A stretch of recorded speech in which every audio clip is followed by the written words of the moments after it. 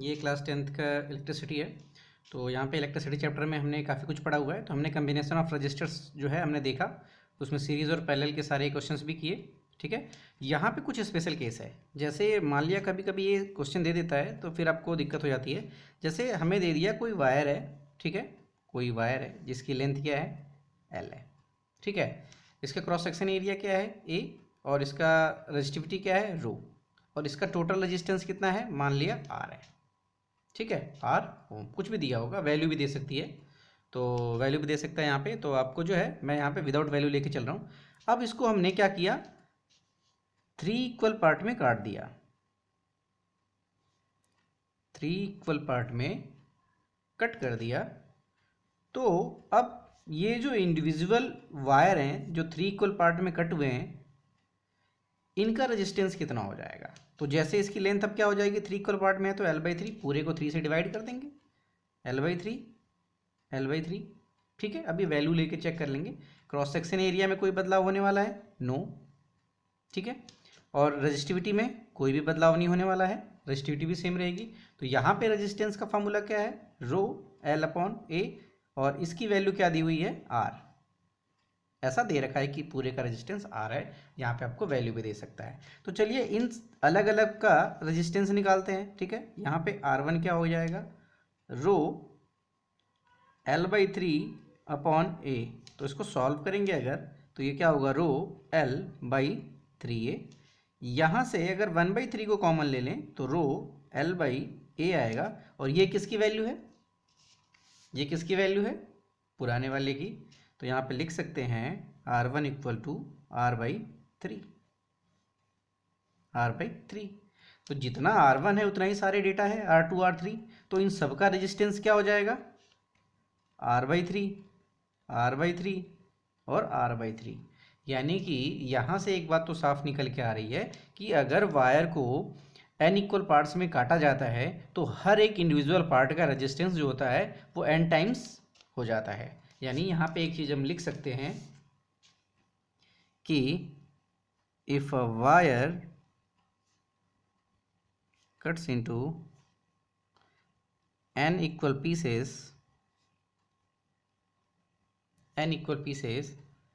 and wire has resistance R ohm, ठीक है, then resistance of each individual part of wire कितना हो जाएगा, R/n ओम। ठीक है, तो ये रिजल्ट आप यहाँ पे लिख सकते हो। ठीक है, तो अगर 2 इक्वल पार्ट में करेगा तो R/2, 3 इक्वल पार्ट में करेगा तो R/3।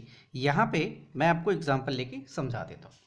चलिए ठीक है, तो यहाँ पे एग्जांपल लिया गया, एक वायर लिया गया जिसका 8 ओम है रेजिस्टेंस। ठीक है, इसको 4 इक्वल पीसेस में काट दिया गया, 4 इक्वल पीसेस। ठीक है, 4 इक्वल पीसेस, 4 इक्वल पीसेस। तो ये क्या हो जाएगा,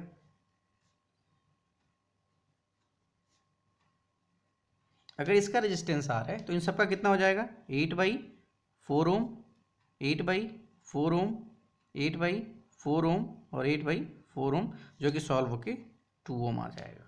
ठीक है, तो जब भी आपको एक वायर दिया हो, इसको इक्वल पीस में कट करे तो जो रेजिस्टेंस उसका दिया है उसमें उतने ही नंबर ऑफ पार्ट से डिवाइड कर देंगे, तो मतलब सभी वायर्स का अलग अलग रेजिस्टेंस मिल जाएगा। अब आपको सवाल कैसे देता है इस पर, यहाँ तो मैंने ये बताया कि अगर वायर को इक्वल पार्ट में कट करेगा तो इस तरीके से ये डिस्ट्रीब्यूटेड होगा। चलिए इसका थोड़ा सा एक कठिन वर्जन देख लेते हैं जो अभी तक देखा नहीं गया है कि इस पर सवाल आए हुए हैं, पर इसको एक बार हम ट्राई कर लेते हैं। तो चलिए ट्राई करते हैं। जब वायर को किसी रेशियो में कट करेगा, इसी में दूसरा टॉपिक है, दूसरा पार्ट है, when wire cuts into some ratio, कुछ रेशियो में कट किया जाएगा। जैसे एक वायर है, ठीक है, और इसकी लेंथ है 6। अब यहाँ पे मैं पूरा जो है वैल्यू लेके चलूँगा, 6 है। ठीक है, इसको जो है कट किया गया इसका रेजिस्टेंस जो है वो कितना है, मान लिया रेजिस्टेंस जो है वो कुछ भी ले लेते हैं, 12 ओम है, ठीक है, और रजिस्टिविटी रो है और क्रॉस सेक्शन एरिया ए है, ऐसा ले लिया। इसको जो हमने कट किया वो 3:4 की रेशियो में कट किया। यहाँ पे इफ वायर कट इंटू 3:4 की रेशियो में कट किया गया, तो यानी 3 पार्ट इधर और 4 पार्ट इधर, 7 पार्ट अगर टोटल, अगर इसको 1 पार्ट में डिवाइड करें तो 3 पार्ट इधर और ये 4/7 पार्ट इधर, ठीक है। तो इसकी लेंथ कितनी है, यहाँ पे लेंथ को हम जो है ऐसा नंबर लेते हैं जो इससे थोड़ा सा डिविजिबल हो जाए ताकि आसानी होगी। मान लिया लेंथ जो है 14 सेंटीमीटर ले लेते हैं, ठीक है, जिससे कि यहाँ पे कैलकुलेशन आसान हो, बाकी और कोई मतलब नहीं है। क्रॉस सेक्शन एरिया यही रहेगा, ये रो ही रहेगा, ठीक है, और यहाँ पे रेजिस्टेंस आर दे रखा है, ठीक है। तो यहाँ पे आर क्या हो जाएगा, रो L/A, ठीक है। यहाँ पे L 14 है और एरिया जो दे रखा है, तो बेसिकली यहाँ पे क्या है L/A। तो यहाँ पे हम L ही लेके चलेंगे, 14 लेके नहीं चलेंगे, वैल्यू बाद में लेंगे, ठीक है। तो यहाँ पे ये कितना आ जाएगा 3/7L और ये कितना आएगा 4/7L। पूरी लेंथ को देखें, अगर हम यहाँ पे वैल्यू नहीं ले रहे हैं अभी, वैल्यू बाद में लेंगे। मान लिया लेंथ L है, तो L का 3/7 पार्ट इसमें आएगा और L का 4/7 पार्ट इसमें आएगा, तभी इन दोनों का रेशियो 3/4 होगा, तभी तो इन दोनों का रेशियो 3/4 होगा। यहाँ पे क्या आएगा 3/7 पार्ट ऑफ L, कैसे रेशियो निकालते हैं, पार्ट्स अपन टोटल पार्ट, पार्ट्स अपन टोटल पार्ट। तो यहाँ पे कितना लेंथ आएगा 3/7 और यहाँ पे कितना आएगा 4/7। तो अभी हम यहाँ पे देखते हैं, या फिर अगर आपको और आसान करना हो तो आपको पता था कि अगर किसी चीज़ को 3 और 4 में डिवाइड करते हैं तो इसको मान लिया 3x, इसको मान लिया 4x, तो यहाँ पे 3x प्लस 4x कितना होता था पूरी लेंथ के बराबर। तो यहाँ से क्या आएगा 7xL और x बराबर क्या आएगा L/7। तो इसकी लेंथ कितनी हो जाएगी 3/7L और इसका लेंथ कितना हो जाएगा 4/7L। तो आप ऐसे भी कर सकते हो, कोई इसमें वो नहीं है कि इसको, जैसे आपको मैंने सिखाया है कि रेशियो में क्या मान लेते हैं, डायरेक्ट वही नंबर मान लेते हैं 3x और 4x। अब इसको दोनों को जोड़ेंगे तो किसके बराबर आना चाहिए, लेंथ के। तो यहाँ से हमें x की वैल्यू मिल जाएगी और यहाँ पे रखेंगे तो इसकी लेंथ मिल जाएगी। यहाँ पे मैंने डायरेक्टली कर दिया था, ठीक है, तो यहाँ पे लेंथ मिल गई। तो चलिए इसका रेजिस्टेंस देखते हैं जो 3/4 पार्ट वाला है। इसका जो है 3/7L A रो, तो इसका R1 क्या आएगा, रो L1/A, क्योंकि लेंथ बदलेगी एरिया नहीं, तो रो L1 कितना आएगा 3/7L और अपॉन A। तो ये नंबर मल्टीप्लाई हो रहा है तो इसको बाहर निकाल लेते हैं, तो 3/7 रो L/A, ठीक है। तो ये क्या हो गया पुराना वाला रेजिस्टेंस, तो ये क्या हो गया 3/7 R। तो जो R1 है ना, उसी रेशियो में, जिस रेशियो में लेंथ डिवाइड हो रहा है उसी रेशियो में क्या हो रहा है रेजिस्टेंस भी डिवाइड हो जा रहा है, ठीक है। उसी तरीके से R2 क्या आ जाएगा, इसमें कितना लेंथ है 4/7 R, क्योंकि आपको देखो रो L/A तो सेम बाहर निकल आएगा। तो अगर आपको रेशियो में वायर कट होता है तो उसी रेशियो में क्या होगा रेजिस्टेंस भी बटेगा। जैसे मान लिया एग्जांपल के तौर पे न्यूमेरिकल एग्जांपल लेते हैं, अगर एक वायर है जिसका रेजिस्टेंस जो है 14 ओम है, ठीक है, इसको 3:4 के रेशियो में कट किया गया, तो पहले पार्ट का जो रेजिस्टेंस आएगा वो क्या आएगा 3/7 into total resistance 14, same thing कितना आ जाएगा 6 ओम। और दूसरे पार्ट का रेजिस्टेंस कितना आ जाएगा, दूसरे पार्ट का रेजिस्टेंस कितना आ जाएगा 4/7 इंटू 14, ये कितना आ जाएगा 8 ओम, ठीक है। तो ये टोटल आपका ऐसे आ जाएगा।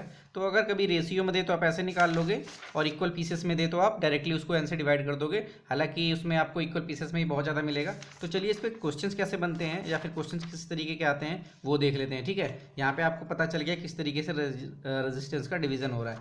एक बात और, अगर सर्कुलर लूप का भी एक क्वेश्चन आता है तो यहाँ पे सर्कुलर लूप का देख लेते हैं। सर्कुलर लूप, अगर हमारे पास कोई वायर है, ठीक है, हमारे पास क्या है कोई वायर है और इसको हमने क्या किया एक सर्कुलर लूप में बेंड कर दिया, और इसके डायमेट्रिकली एंड से हमने 2 पॉइंट ऐड किए और इसका हमें रेजिस्टेंस निकालना है। तो ध्यान से देखोगे तो यहाँ पे आधा वायर ऊपर है और आधा वायर नीचे है। ध्यान से देखो, आधा वायर ऊपर है, आधा वायर नीचे है। तो यहाँ पे क्या आएगा R/2, अगर इसका पूरा रेजिस्टेंस R है तो हाफ लेंथ ऊपर है, हाफ लेंथ नीचे है, तो यहाँ पे क्या आएगा r/2। तो इसको क्या कर सकते हैं, कुछ इस तरीके से हमारा फिगर बन जाएगा, यहाँ पे r/2 और r/2 ए और बी के बीच में। तो ये जो बेसिकली मोड़ दो चाहे तोड़ दो, चाहे किसी भी तरीके से वायर को ले जाओ, चाहे गोल बना के ले जाओ, चाहे सीधे ले जाओ, कोई फर्क नहीं पड़ता, क्योंकि इसका रेजिस्टेंस जो है इसकी लेंथ पे डिपेंड करेगा, और इसको आधा लेंथ मिला हुआ है तो ये ऐसे बनेगा। तो इसका r/2 हो जाएगा, क्योंकि अभी बताया था वायर को अगर बीच में से काटेंगे तो r/2 हो जाएगा। अगर मान लिया किसी ने ऐसे कनेक्ट किया तो, और यहाँ से कनेक्ट किया, ये डायमीटर है मान लो, और इसके एक क्वार्टर से कनेक्ट कर दिया, ये ए है, ये बी है, तो अब इसको 4 इक्वल पार्ट्स में डिवाइड कर दिया गया है, 1 2 3 4। तो इसका रेजिस्टेंस क्या हो जाएगा r/4, इसका क्या हो जाएगा r/4, इसका क्या हो जाएगा r/4, और इसका क्या हो जाएगा r/4। अगर इसका फिर से रीडायग्राम बनाएंगे तो कैसा दिखेगा, आपने पहले किया हुआ ये r/4 r/4 r/4 और r/4, और ये कुछ ऐसा दिखेगा।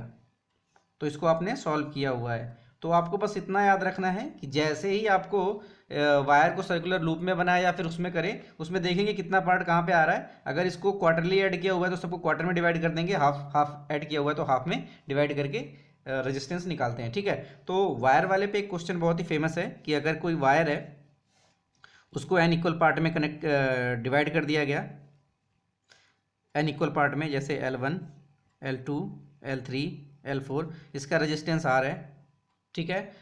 पहले केस में इन सभी को सीरीज में जोड़ा गया, पहले केस में सभी को सीरीज में जोड़ा गया, ठीक है, और ये कहाँ तक है, n तक। तो इसका रेजिस्टेंस क्या हो जाएगा r/n r/n r/n r/n r/n, क्योंकि अगर 2 पार्ट में होता है तो r/2। तो इसका टोटल रेजिस्टेंस क्या आएगा, सबको जोड़ना पड़ेगा, तो ये क्या आएगा r/n plus r/n plus r/n dot dot dot, ऐसे लंबा जाएगा, ठीक है। तो यहाँ पे अभी एक आपको एग्जांपल करके दिखाता हूँ। अगर मेरे पास 2 रेजिस्टेंस होता, ठीक है, r/2, चलो मान लिया r ले लिया छोटे से एग्जांपल के लिए, तो इसका टोटल रेजिस्टेंस कितना आता 2r। अगर ऐसे ही 3 होता तो 3r, r plus r plus r, r plus r plus r, ठीक है। 4 होता तो ऐसे ही 4 होता तो 4r, और वैसे ही n होता तो n कुछ भी नंबर हो सकता है, 150 कुछ भी हो सकता है, तो n होता तो r total n into r हो जाता। उसी तरीके से इसको एक रेजिस्टेंस ट्रीट करेंगे, और कितनी बार जा रहा है n बार, तो r टोटल क्या आ जाएगा, यहाँ पे ध्यान से देखो, अगर हम 1/n कॉमन निकाल लें तो r plus r plus r plus r कितनी बार, n टाइम्स, ठीक है। तो अगर r को 2 बार जोड़ोगे तो 2r आए 2r आएगा, r को 3 बार जोड़ोगे तो 3r आएगा, उसी तरीके से n बार जोड़ोगे तो क्या आएगा nr, तो ये कट जाएगा और क्या आएगा r। अभी ये r क्यों आ रहा है, क्योंकि जिस वायर को हमने छोटा छोटा काट के अलग किया था उनको फिर से जोड़ के रखा हुआ है, इसीलिए रेजिस्टेंस सेम आ रहा है, ठीक है। दूसरा केस होता है पैरेलली कनेक्ट करने का, दूसरा केस है पैरेलल कनेक्ट कर दिया, r/n, मैं वही सेम डेटा ले रहा हूँ, r/n r/n, ठीक है। ऐसे ही ये जुड़ता चला गया इनफाइनाइट। तो इसको कैसे जोड़ेंगे, तो ये क्या हो जाएगा 1/rn टोटल, पहले रेजिस्टेंस का क्या हो जाएगा r/1/r/n, दूसरे का 1/r/n, तीसरे का 1/r/n, ठीक है, डॉट डॉट डॉट कितने बार n बार, तो 1/r टोटल, rn नहीं है r टोटल, तो n ऊपर चला जाएगा क्योंकि ये क्या लिखा हुआ है 1/r/n, सॉल्व करेंगे तो n/r आ जाएगा, करके देख लेना। तो ये n/r plus n/r plus n/r plus n/r, ये आ रहा है। तो यहाँ पे जब एलसीएम लेंगे तो सिंपली एलसीएम क्या आ जाएगा r, और ऊपर n n n n n, तो यहाँ पे हम क्या करेंगे, जैसे मान लिया n plus n plus 2n 3n 4n, जैसे मान लिया यहाँ पे क्या आ गया n plus n plus n plus n dot dot dot n times, कितना आ गया n टाइम्स, ठीक है। तो यहाँ पे हमारा क्या आ गया n टाइम्स, और ये आ गया 1/r टोटल, ठीक है। तो इसको ऊपर अब सॉल्व करना रह गया है, नीचे तो r ही रहेगा, ऊपर अगर n कॉमन लें तो 1 plus 1 plus 1 plus 1 plus dot dot dot कितनी बार n टाइम्स। चलिए इसको कैसे सॉल्व करना है ध्यान से देखते हैं। अगर 1 बार है तो 1 ही रहेगा, 1 + 2 2 बार है तो 2 आ जाएगा, 3 बार है तो 3 आ जाएगा, 4 बार है तो 1 + 1 + 1 4 आ जाएगा, और n टाइम्स है तो n आ जाएगा।